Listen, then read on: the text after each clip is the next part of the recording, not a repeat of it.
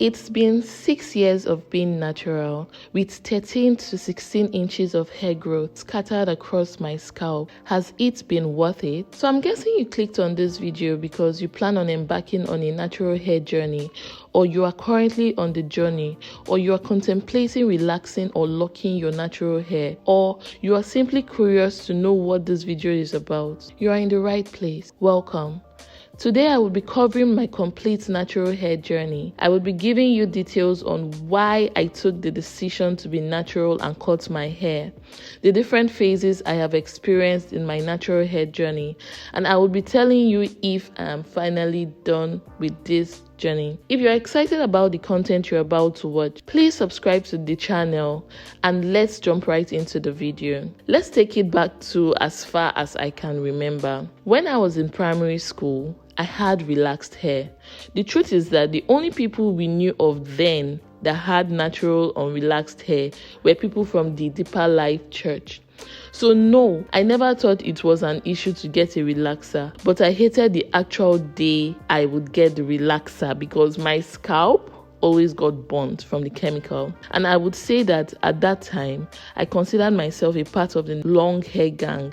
And let me tell you, at that time, once your hair passed the nape of your neck, your hair was considered long for a relaxed girly. In secondary school, I was on low cut all through the 6 years, and this was because of school policy. We weren't allowed to have hair.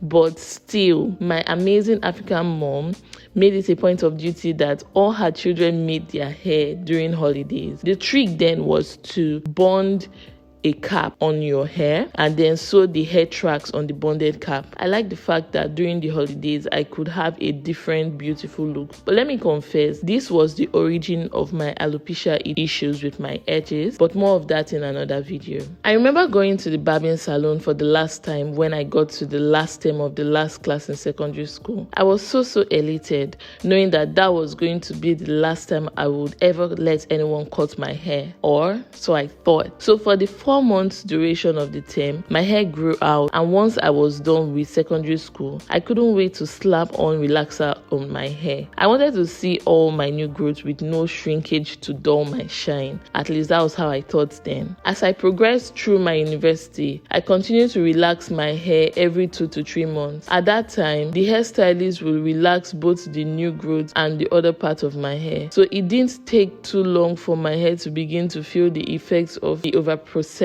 by the relaxers. Nearly 3 years after I made the promise to myself that I would never ever cut my hair, even if it was just one strand left on my hair, I was faced with a decision. Do I continue to manage this unhealthy hair, or do I cut it and start afresh? At this point, my hair was falling out in clumps and cutting badly. My edges were, of course, nothing to write home about because they always had been weak, and I definitely didn't do styles that were tender towards them. Right about the time I was in my last year of secondary school in 2013, natural hair had finally become a thing. I watched natural hair transition from being a style for deeper lifers to a style that was now in trend and cool for all. But of course, I have never been one to be moved by trends, and this is why I didn't join the bandwagon of naturalistas as at 2014 when I left secondary school. But I must admit, the fact that natural hair had become trendy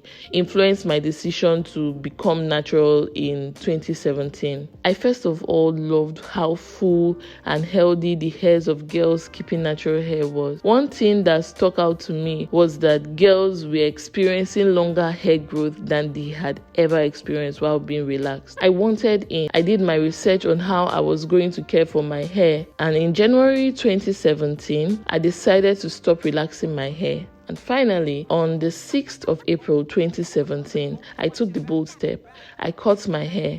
It was a nostalgic feeling, and in that feeling, I learned the first lesson of adulthood: never say never. It's pride to say that you would never do something. Until you're presented with a certain reality, you actually cannot say for a fact how you would act. After I cut my hair, I delved right into my hair care with all the knowledge I now knew. I was determined to do better. A day after I cut my hair, I did my first DIY deep treatment. I can remember that it was a mixture of avocado, egg, and olive oil. The first thing that changed after cutting my hair and becoming natural is that I went from using strictly store-bought products like relaxers, shampoos, and conditioners in bottles to making my own product. The only thing I could not make was my leave-in conditioner, but I made my shampoo from black soap, I made my deep conditioner from fruits, herbs, and oils, and I made my sealing hair butters from shea butter and a whole lot of oils. Call me the DIY queen. I loved trying out all the new things I learned on the internet to grow my hair. Gradually, I figured out what worked, and my hair grew so much in the first year of being natural. In 2018, I decided to open up a YouTube channel. Now, although the focus of that channel was not only natural hair, but I did start to share my experience with being natural, what was working for me, and cute styles that I like. There is so much I like about being natural. I like that I'm able to grow out my hair in the natural state God made it. I like that I got to know my hair type and fall absolutely in love with it. My hair is the longest and the fullest it has ever been. I love the versatility of the hair type. With natural hair, I can rock twists, twist out, wash and goes, braids, low buns, afro. There's literally no limits to it. My natural hair has made me look like a queen. Now let me ask you in the comment section below, what do you like about your natural hair, whether it's in its natural state or it's relaxed or it's locked? I would like to know. With some good things, there's also the hard part of it. Now, natural hair is amazing and then some, but I would admit that natural hair is not easy to maintain. I started to encounter its difficulty and it has made me question time and time again, is it worth it? Some of the difficulties in maintaining natural hair includes the very thing that makes natural hair unique and amazing. 1. Natural hair is coarse, thick, and full, so by its very nature, it's sometimes painful to comb. 2.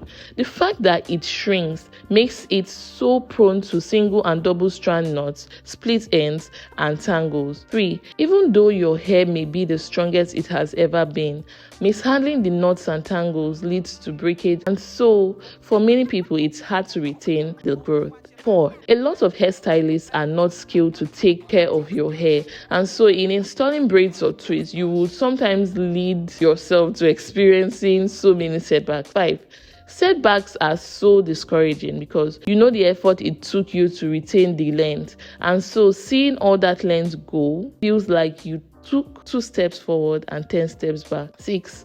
No matter how much you simplify your natural hair care, caring for your natural hair demands a tenderness and an amount of time that you simply are not in a position at all times to give. 7. Sometimes the effort you take to make a cute style or even rock a blown out afro seems to not correlate to the time frame that style would last for you, to say that the time you spent making the hairstyle was worth it. Now let me ask you in the comment section below, what difficulty have you experienced in your natural hair journey? The difficulty I have mentioned above would be considered a difficulty or not to you, depending on the goal you have for your natural hair. Now, if you're someone that can easily, let's say, chop off a side of your natural hair, or someone that doesn't care for long hair, the truth is that some of the difficulties may not be considered difficulties by you. Now, when you have natural hair, you go through many phases. You go through the brand new phase where the world is your oyster and you can't wait to try out all the styles. You go through the experimentation phase where you try out every recommended product, every kitchen ingredient that they say work. Then you now go through the mature stage where you know what you like, you know what works, and you know what styles fit you the best. You go through the bottom phase where you now start looking for something exciting, something new. It's at this phase that most people start to dye their natural hair. You also would go through the setback phase. Now, in this phase, it can be caused by a hormone, maybe if you're pregnant or if you're postpartum. It can be caused by a hairstylist from hair. It may even be caused by you mishandling your hair. In this phase, you start to question if it's even worth it for you to have natural hair. Finally, you go through the transition phase. It is at this phase that you finally decide if you want to keep being natural for life or if you want to tweak something to fit your new reality. Let me ask you in the comment section below, what phase of your natural hair journey do you feel like you're in? Last year in 2023, I did start to feel that I had gotten to the end of one road and it was time to begin the journey through a new road. Now, no fears, I'm still natural, but what that means now looks different. So who can guess in the comment section below what phase or what transition I have made? I would like to know who would get it, and I'll pin the comment of the person that gets it. But don't worry, I'm not going to keep you all in suspense for too long, because in my next video I will tell you what tweak I have made and why I made the decision to make that transition. So please subscribe to this channel. It really helped to encourage me that yes, I'm doing a good work. Also hit the bell notification so that once I drop that new video, you'll be the first person to know. Share this video with a friend and give it a huge like. Please stay tuned for the next one. I'll see you all. Bye.